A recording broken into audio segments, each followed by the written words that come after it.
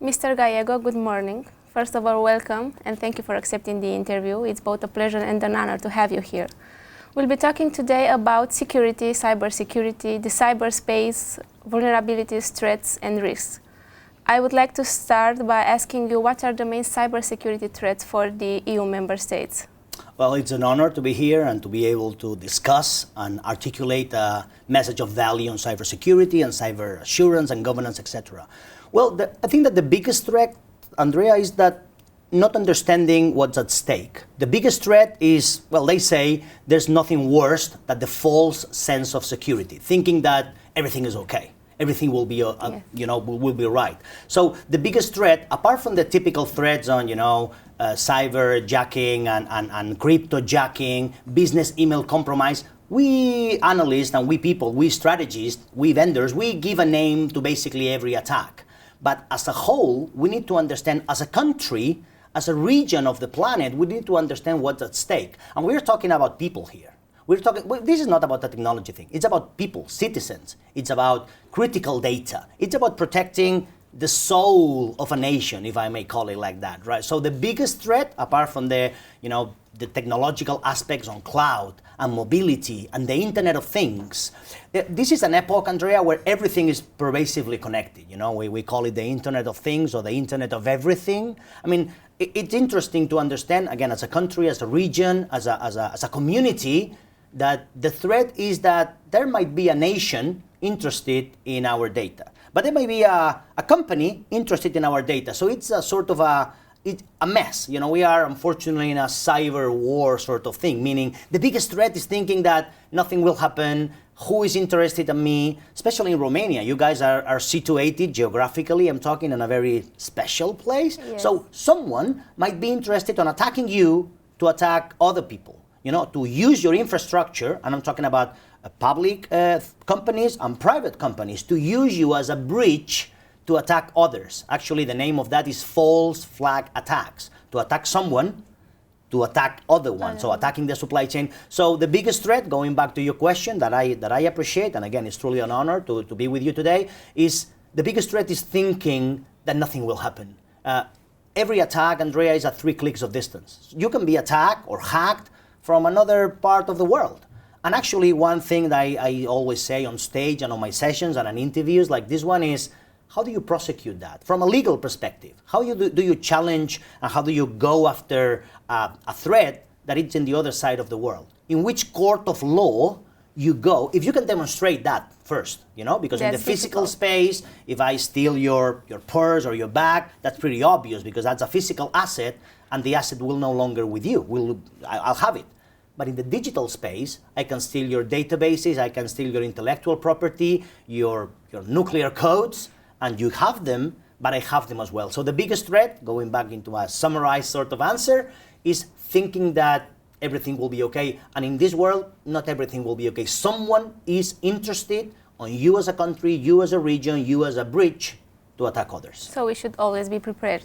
Absolutely. Preparedness and readiness, that's a must. I'm here invited, and again, I truly appreciate the invitation by the CERT in Romania. Tomorrow I'm going to be delivering not just 1, but 2 sessions on the NIST directive, the Network and Information Security Directive, which actually, it's already 4 years old. So it has been here, but it talks about cooperation.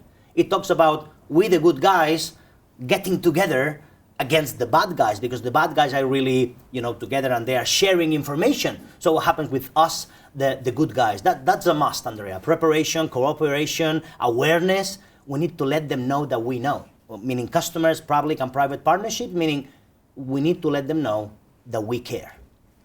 Therefore, it is necessary to come with a common approach for the EU member states or the EU or NATO member states. Absolutely, absolutely. To have a unified and simplified framework. I am a proponent, and I'm traveling literally, as you know, the world, 25 different countries every year. I have been in this beautiful country before, but I'm coming literally from Bogota, Medellin, Kuala Lumpur, Manila. So I'm literally traveling the world, telling governments, you need a unified and simplified framework. You need a PPP, meaning public and private partnership. You public companies, you the government, you need to engage with private companies. By the way, specifically in Romania, there are massive, fantastic companies that they have amazing technology. use them because the bad guys are going to be using other technologies to attack you and hack you. So going back to your question, it's a must to have a unified and simplified framework. We can use COVID-5 as a framework. You can use the NIST Directive. We should use the NIST Directive. We can use ITIL or the ISO 27000, which is security, etc. But use something. What it will not work, and I'm telling you and that comes from experience. I am a world observer, if I may call myself that. But what it will not work is to work in silos, to work alone, to work in two vertical mode that you don't talk with anyone, That will not work. Romania has to be inspired by the EU. We as a country, as a community, as a region of the world. That's a must. Otherwise, it will not work. As we are surrounded by threats and risks, do you think that there's a risk for a shutdown of critical infrastructure in crisis situations? Oh, I'm sorry to say a big yes. So not only yes because it could happen, but a big yes, Andrea, because it has already happened. It has already happened. When you connect an energy supply, let's say not a nuclear power plant, which probably is the typical example, but an energy supply, a windmill farm, that produces energy, water supply, transportation. There are critical infrastructure that actually sits on regular technology. I mean, at the end of the day, there is a computer managing water distribution for Bucharest. At the end of the day, there's one computer or some computers deciding which sort of energy goes where. So, going back to my first answer, if I'm a nation or if I'm an attacker and I want to create disruption and harm, I would certainly try to challenge your airport. I would certainly try to challenge your energy supply. But again, your question was very pointed. Can happen? Yes, but it has already happened. That's what I'm saying. And again, tomorrow with the NIST Directive, it talks about critical infrastructure. It talks about the critical companies, the critical sectors, and that includes banking, that includes transportation, energy supply, water supply, etc. So for the good or the bad, all those infrastructures run on technology, regular technology, Windowses and Linuxes and mainframes and cloud aspect, which is very important. Also, we are moving into the cloud very heavily, the world. So it could happen. It has already happened. But let me tell you something very clear to your readers and to our viewers. It will happen again. Very short, long story short, Andrea. I mean, a city like Baltimore, the whole city of Baltimore in the US has been kidnapped. Not just one company, not just one hospital, not just one school. The whole city has been kidnapped by a ransomware attack, and the whole digital processes of the city, paying the taxes and paying, all of the things, all of the procedures and digital aspects of the Baltimore city, 6 months stopped. They needed to go back to pen and paper because someone decided, you know what, I'm going to create some disruption. But when we said, oh my gosh, Baltimore, how could that happen? It happened to Atlanta in the US in August 2016. So my answer to your question is, it can happen, it has already happened, it will happen again. There are many talks lately about the 5G technology and its disadvantages, its advantages. Sure. So what will be the greatest threat for Romania after the large-scale implementation of 5G technology? Okay, let me say 5G is fantastic. The promises of 5G are amazing. It promises a maximum peak of 10 gigs per second, 10 gigabits per second. I mean, that's 10 times what we have today with 4G. So it's massive, 10 times of speed, 10 times bandwidth, maximum peak. So no wonder, so no doubt that the technology is amazing. The question was, what about the threats of 5G? And that sort of question that I'm being asked all around the world again and again is that you need to trust your vendor. Not just with 5G, actually this is a sentence that serves any other vendor, but especially with 5G because we're talking about data centers, government owned. We're talking about servers and infrastructure that is about people connecting to critical infrastructure. So we need to trust the vendor. And I especially like, Andrea, the word trust because trust is earned. I love it. I mean, you are not trustable because you say so. You are trustable because others say that you are trustable. You earn the trust of your customers, or in this case, your citizens. So in the case of 5G, again, fantastic technology, my answer would be, you need to trust your vendor, but trust but verify. President Ronald Reagan used to say, trust but verify. Okay, this is very applicable with 5G now. I mean, trust your vendor, whatever. If it's the Asian vendor or the European vendor, there are basically two big suppliers of 5G. The Asian one or the German one. Okay, but trust but verify, because in my country, in Spain, I mean, they are deploying 5G now. But I have been a proponent and I have been involved in okay, but do you run your own testing in the routers or the switching or the infrastructure that they are proposing? If the answer is no, you're doing something bad.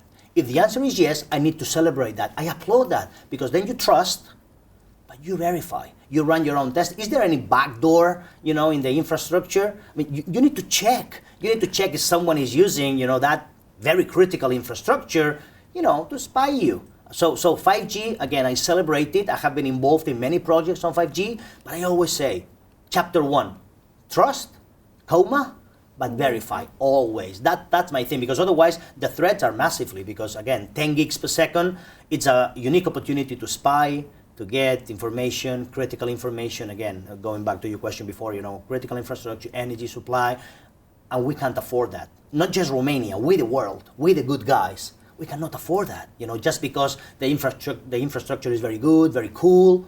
Trust, but verify. That's my answer. Thank you. Now focusing on Romania, what should Romania do to become cyber resilient? Well, thank you for the question, because I especially like the word. Resiliency, if I recall correctly, the dictionary says, is the capacity to endure. It's not just business continuity or disaster recovery and all of the flavors of, no. Resiliency, the dictionary says, is the capacity to survive, the capacity to endure whatever happens. Then your question was cyber resilient. So you just need to be resilient on the physical aspects of the ongoing aspects of any country or of a company, again, private or public, but you need to be cyber resilient. So understanding the cloud, the different business applications, mobility, all of those things require control and visibility. So going back to your question, what does Romania have to do to be cyber resilient? Understand, ask the right questions to the right people at the right time. Use the right technology. Understand what's at stake. Understand all of the vectors, all of the angles, all of the dimensions in a very cyber epoch, in a very cyber era that is about all of those dimensions. So Romania has to first use a framework, whatever you want to use, or a combination of them. COVID-5, ITIL, the ISO 38500, which is governance, the ISO 27000. So use the right frameworks and best practices out there, because the book has been written, Andrea. So you don't have to invent anything. You have to use what is already out there. So first, from a procedure point of view, you have to use the right best practices and frameworks. From a technological point of view, you need to use the right technology. I mean, Romania has fantastic technology or international technology. And then on the people aspect, which is very important, so you need to use processes, technology, and people. You do things with people. Train your people. What I'm going to do tomorrow, and actually this very interview, is going to be sort of a training pill for who is listening, who is viewing, right? So look at the people's eyes and saying, listen, we need to protect and defend. This is a must. Going back to the origin, Romania has the unique opportunity. I mean, you guys have very good talent. I have been in universities in this beautiful country, and I said, like, wow, these guys rock. Young people, in their 20s, and fantastic developers, fantastic hackers, good hackers. But I said, like, wow, really? And because you are geographically positioned in a very special place, and you have support for from very important countries, you have a unique opportunity of doing the right things rightly. Doing not just the right things, but do them rightly. Right technology, right processes, and the right people. Awareness training, education, that's a must. No security program on the planet, no security program will work without these three pillars. Technology, processes, and your people. Your young people in the universities. Again, I'm traveling the world, and I have seen very few countries with the talent that I have seen in your universities. You said the education, and that's very interesting. So we also have to train citizens to protect themselves. Well, right? Yes. I'm suggesting, like we do in Spain, that the government has some sort of program. Let the people know, let fathers like me, and families, what is at stake. train the people on using, or at least behaving, with the mobile. You know, the mobile is a platform in itself. You know, I have a daughter, she's 17 years old. She doesn't live home. She lives on the phone, you know. So we need to let them know what is at stake. Private information. I'm not talking just about pictures and you know, all those Facebook and Twitters and Instagram. I'm talking about the thing as a whole. What's at stake? Because I have my credit card information on my mobile. And actually I have my health. I'm a runner, so I train, and I have my health information on my mobile. And suddenly I have my, everything is on my mobile. So you need to train citizens somehow, make a program, an awareness training, some educational pills, some interviews like this one, but do something as a country, for your country, with your country, through your country. You know, I mean, again, I'm very romantic maybe when I'm saying this, but I absolutely, I'm absolutely a believer in that. Behave with your country, through your country, with your country. Let them know. Let your millions of Romanians what's at stake in here, because we're talking about protecting and defending citizens, people, government, private companies, critical infrastructure. That's a must. Otherwise, it will not work. Mr. Gallego, thank you so much. It was a pleasure and an honor. Oh, pleasure was all mine. Thank you for having me.